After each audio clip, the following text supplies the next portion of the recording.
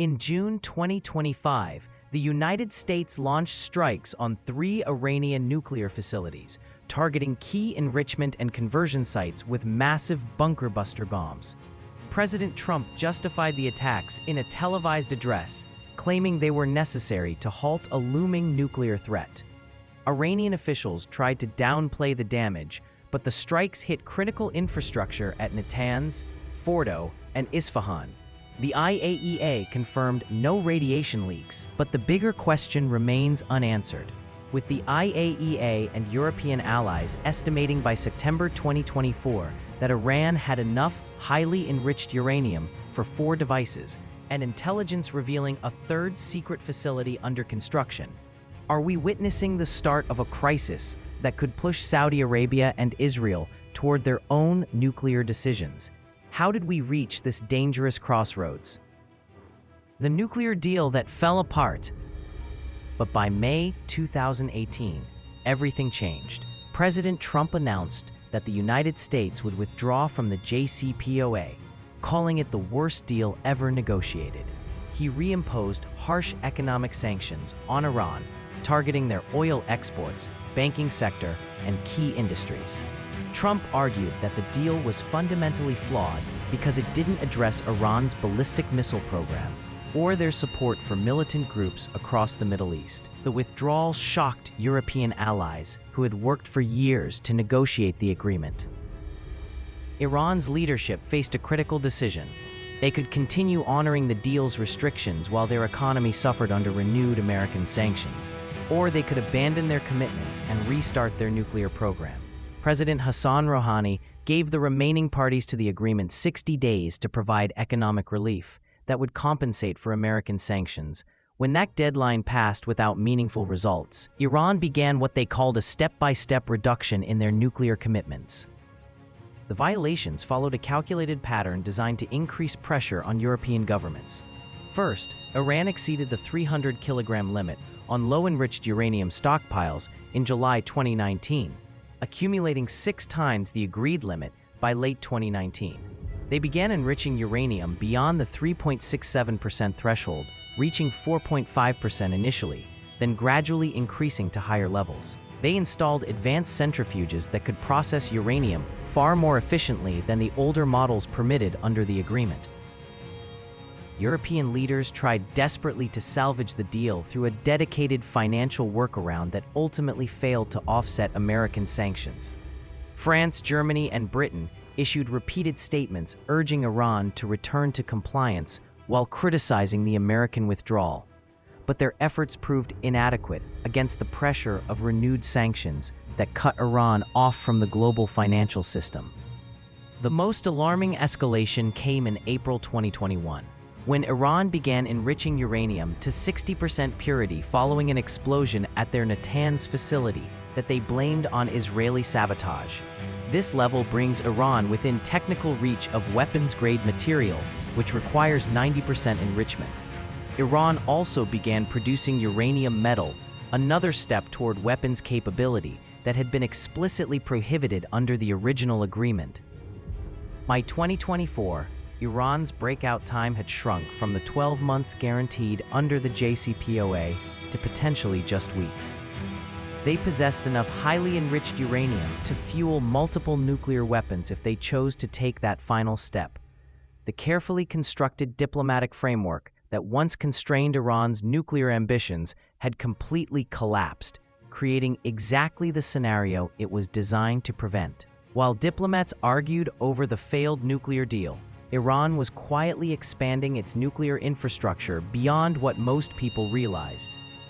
Inside Iran's secret nuclear network, the facilities targeted in the June strikes represent only the visible portion of a program that has grown dramatically beyond international oversight. What happens when a country decides to build nuclear weapons in secret, and how close has Iran actually come to that goal? The Fordo enrichment facility sits buried deep within a mountain, approximately 48 kilometers from the city of Qom. This underground complex has operated since 2006, hidden beneath layers of rock and concrete, designed to protect it from military attack. The facility's location wasn't chosen randomly. Iranian engineers specifically selected this mountainous terrain to create natural barriers that would make any strike extremely difficult to execute successfully. When American military planners decided to target Fordow, they knew conventional weapons wouldn't penetrate its defenses. The Pentagon deployed massive ordnance penetrators delivered by B-2 stealth bombers, capable of deep underground penetration, before detonating massive explosive payloads. The decision to use such powerful munitions reveals just how extensively Iran had fortified this crucial facility. The Natanz complex, located 300 kilometers south of Tehran, serves as Iran's largest nuclear enrichment operation.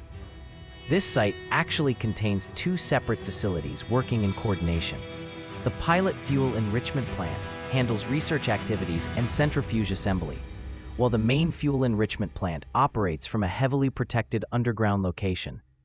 The scale of operations at Natanz dwarfs other Iranian nuclear sites, processing uranium through thousands of centrifuges operating around the clock. Over the past several years, Iran has systematically upgraded the centrifuges at Natanz, with advanced models that can enrich uranium far more efficiently than the older equipment they replaced. These newer centrifuges can process uranium at rates several times faster than the IR-1 models that Iran operated under international agreements. This technological advancement dramatically reduces the time needed to produce highly enriched uranium suitable for nuclear weapons. The third target, the Isfahan Atomic Research Facility, has operated since the 1970s and specializes in uranium conversion processes. American submarines fired over 20 Tomahawk missiles at this complex, demonstrating the breadth of the coordinated attack.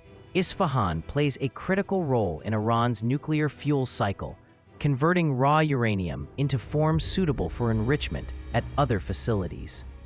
But these three sites represent only part of Iran's expanding nuclear network. Intelligence reports revealed that Iran was constructing additional enrichment facilities designed to remain hidden from international inspectors. After facing international censure, Iran publicly announced that this new site was already built, prepared, and located in a secure and invulnerable place, underscoring Tehran's defiance of international pressure. The facility was specifically engineered to withstand military attacks and operate independently of the known nuclear sites. The International Atomic Energy Agency has found itself increasingly locked out of Iran's nuclear activities since February 2021, when Iran halted implementation of its additional protocol agreement that had allowed enhanced monitoring. Iranian officials have restricted inspector access to key areas, removed surveillance cameras, and blocked monitoring equipment that once provided real-time data about uranium production levels. Without this oversight, the IAEA cannot verify what Iran is actually producing or how much enriched uranium exists in their stockpiles. By September 2024, intelligence assessments concluded that Iran possessed enough highly enriched uranium that, if processed further to weapons-grade levels, could fuel 4 nuclear explosive devices. This represents a massive accumulation of nuclear material that occurred largely outside international oversight. The IAEA and European intelligence services reached this conclusion through careful analysis of Iran's declared production rates and estimated undeclared activities. Iran's breakout time has shrunk dramatically as their nuclear program expanded. Under the original nuclear agreement, Iran would have needed at least 12 months to produce enough weapons-grade material for a single nuclear device. Some analysts now estimate that Iran could complete this process in a matter of weeks if they chose to take that final step. The secret expansion of Iran's nuclear network has fundamentally changed the strategic calculations surrounding their program. Iran now operates multiple enrichment facilities, possesses advanced centrifuge technology, and maintains stockpiles of highly enriched uranium that bring them to the threshold of nuclear weapons capability. But the real danger may not be Iran's nuclear program itself, but what happens next across the region. The domino effect nobody talks about. When one country develops nuclear weapons in a region where everyone distrusts each other, the consequences ripple outward in ways that most people never consider. While the world focuses on Iran's nuclear program, a far more dangerous scenario is quietly taking shape across the Middle East. The real crisis isn't just about Iran developing nuclear weapons. It's about what happens next when their regional rivals decide they need nuclear weapons too. Saudi officials have made their position crystal clear in private conversations with American counterparts. If Iran crosses the nuclear threshold, Saudi Arabia will immediately follow suit. This isn't diplomatic posturing or empty threats. The Saudis view Iran's nuclear program as an existential challenge to their regional influence and security. They refuse to accept a Middle East where Iran holds nuclear superiority while they remain defenseless against potential nuclear coercion. The Saudis aren't bluffing about their nuclear intentions. Analysts worry about strategic ambiguity that could emerge from Saudi Arabia's partnerships with Pakistan and China. These relationships provide Saudi Arabia with multiple pathways that could potentially lead to nuclear capabilities. One scenario that concerns non-proliferation experts involves Saudi Arabia acquiring nuclear-capable Pakistani F-16 fighter jets, creating uncertainty about their nuclear status without explicitly declaring weapons possession. This approach could deter Iran while potentially avoiding immediate international sanctions. The close relationship between Saudi Arabia and Pakistan, built on decades of cooperation and mutual support, makes analysts particularly concerned about possible technology transfers. Pakistan developed its nuclear program with significant Saudi financial support during the 1980s and 1990s. While Pakistan has not committed to any nuclear cooperation, the strategic partnership raises questions about future possibilities that worry non-proliferation experts. Crown Prince Mohammed bin Salman has made Saudi Arabia's nuclear intentions public, stating directly that his country would develop nuclear weapons if Iran does. This public declaration represents a significant escalation from private diplomatic warnings to open nuclear threats. The Crown Prince's statement signals Saudi Arabia's determination to maintain regional power balance and prevent Iran from gaining strategic advantage through nuclear capabilities. Several Gulf states have developed civilian nuclear programs that possess dual-use capabilities. The UAE operates the Baraka nuclear power plant, which provides access to nuclear technology and expertise that could theoretically support future weapons development if political decisions changed. These civilian programs create infrastructure and knowledge bases that could be redirected toward military purposes under different circumstances. Intelligence analysts warn that a nuclear Iran could trigger the fastest proliferation cascade in history, with multiple Middle Eastern powers going nuclear simultaneously. Unlike previous proliferation cases that involved single countries developing weapons over extended periods, the Middle East scenario could see several nations racing toward nuclear capabilities at the same time. The compressed timeline and multiple actors involved would overwhelm existing diplomatic and monitoring systems designed to prevent proliferation. The potential chain reaction extends beyond the immediate region. If multiple Middle Eastern countries develop nuclear weapons, the precedent could encourage other regional powers to follow suit.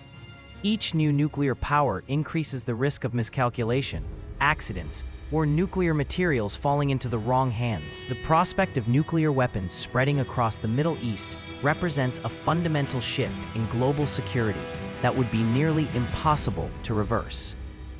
This domino effect explains why the stakes of the current crisis extend far beyond Iran's borders. The IAEA's censure of Iran in June 2025 came alongside renewed Saudi warnings about their nuclear intentions. The decisions made in the coming months could determine whether nuclear weapons remain limited to a few established powers or spread rapidly across an entire region. With diplomatic solutions appearing increasingly distant and military tensions escalating, the question becomes whether force can accomplish what negotiations could not. When diplomacy meets military force. The June 2025 strikes represented a calculated gamble that force could succeed where diplomacy had failed. American military planners spent months analyzing Iran's nuclear infrastructure, knowing that completely destroying the program would require hitting multiple backup enrichment and conversion locations scattered across the country. Many of these facilities sit buried deep underground or hidden within civilian areas, making them extremely difficult targets that would demand precision weapons and extensive intelligence coordination. The complexity of Iran's nuclear network makes it fundamentally different from previous military strikes against nuclear programs. When Israel destroyed Iraq's Osirak reactor in 1981, they targeted a single, isolated facility that housed Iraq's entire nuclear weapons program. The same approach worked in 2007, when Israeli jets destroyed Syria's Al-Kibar reactor, which was still under construction. But Iran operates a dispersed network of mines, conversion plants, enrichment sites, and research reactors that span multiple provinces and employ thousands of people. Military planners understood that the strikes would need to target not just the 3 main facilities, but potentially multiple supporting sites to achieve lasting impact. Iran's nuclear program includes facilities across several provinces, each playing a specific role in the nuclear fuel cycle. Destroying one site might simply shift operations to backup locations that Iran has prepared for exactly this scenario.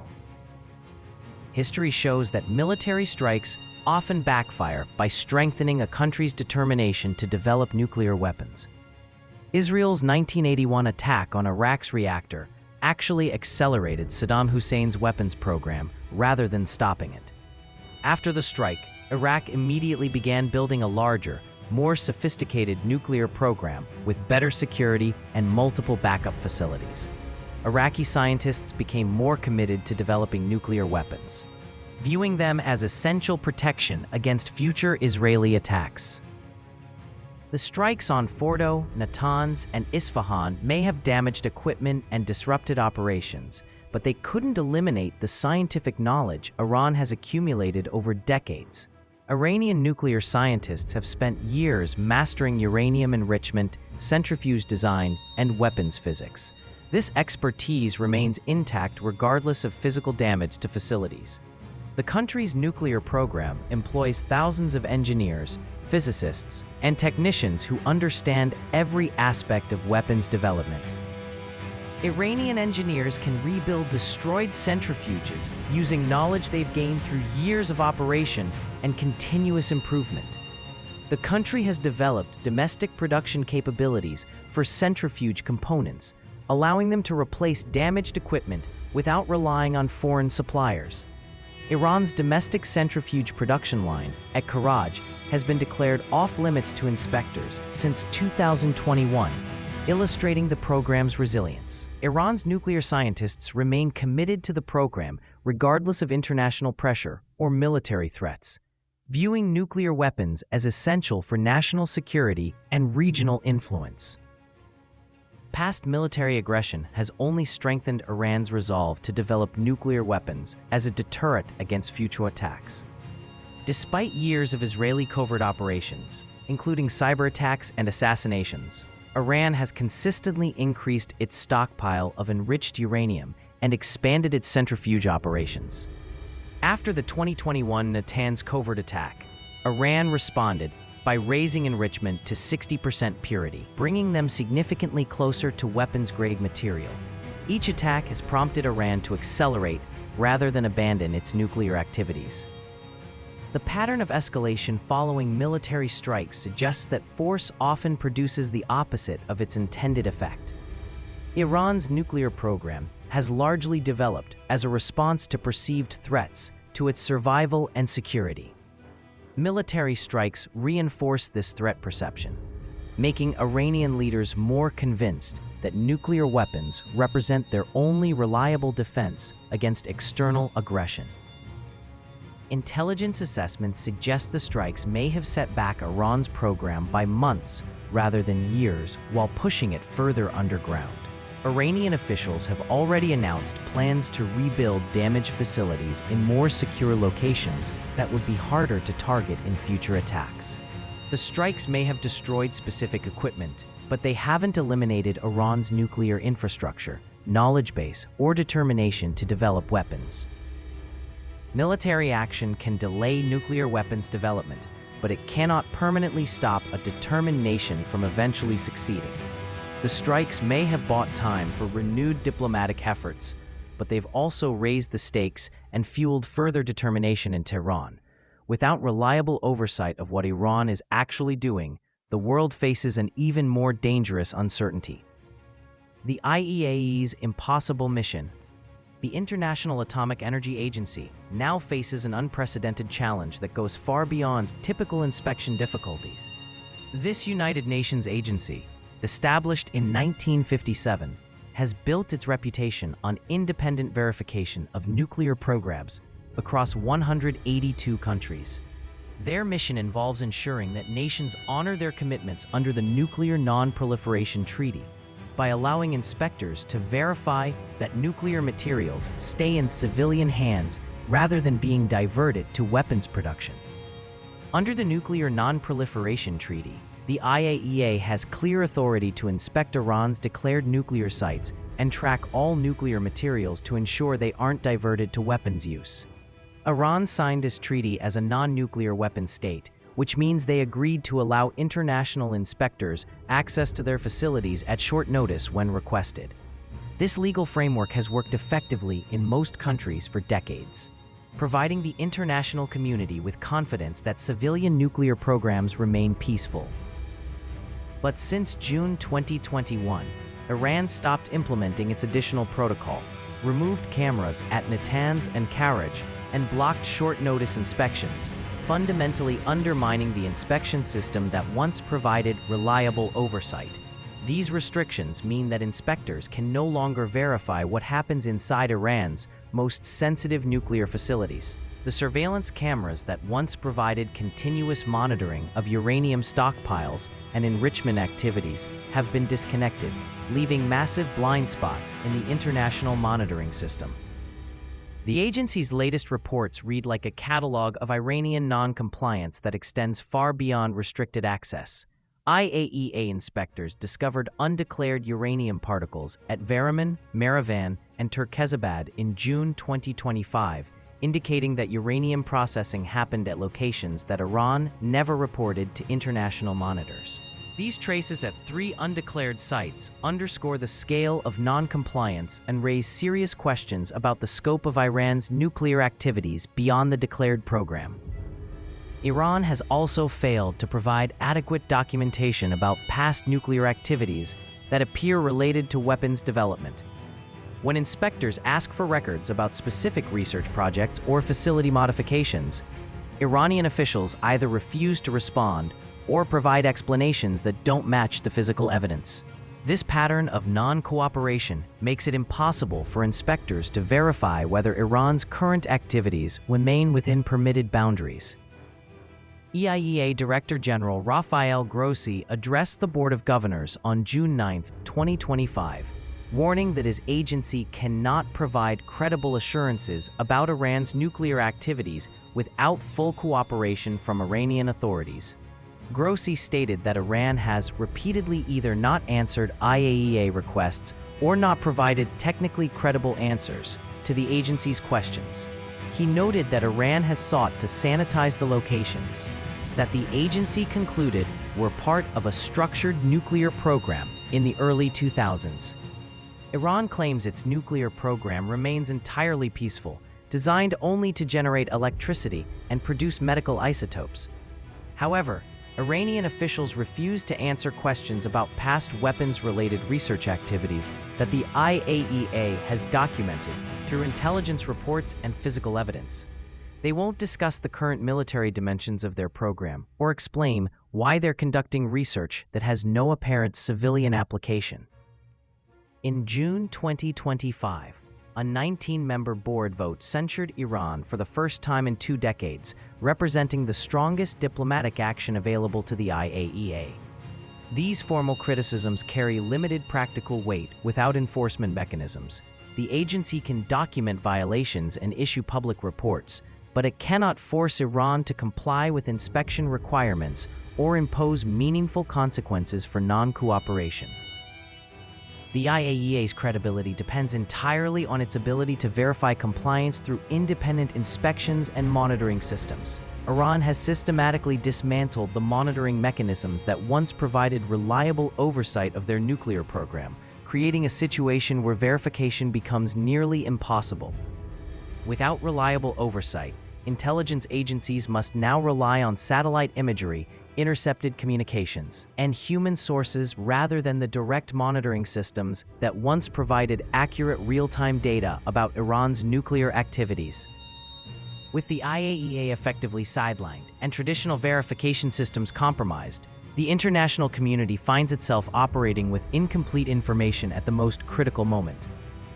The agency's inability to provide credible assurances about Iran's nuclear intentions has narrowed diplomatic options and raised the stakes for every decision moving forward. What happens next? The path forward now depends on navigating between limited and risky options. The election of President Masoud Pezeshkian in July 2024 as the most moderate leader since Rouhani offers cautious hope for JCPOA revival, providing a slim window for renewed diplomacy. But multiple fronts from Gaza to Yemen complicate any nuclear diplomacy, creating obstacles that threaten to derail peace efforts before they begin. The June 2025 strikes have already prompted urgent IAEA board sessions and renewed Security Council debates, setting the stage for critical decisions in the coming months.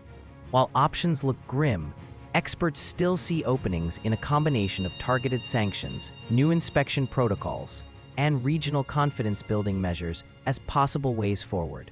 With all paths fraught, from military escalation to diplomatic deadlock, what do you think can break this stalemate? Let us know in the comments.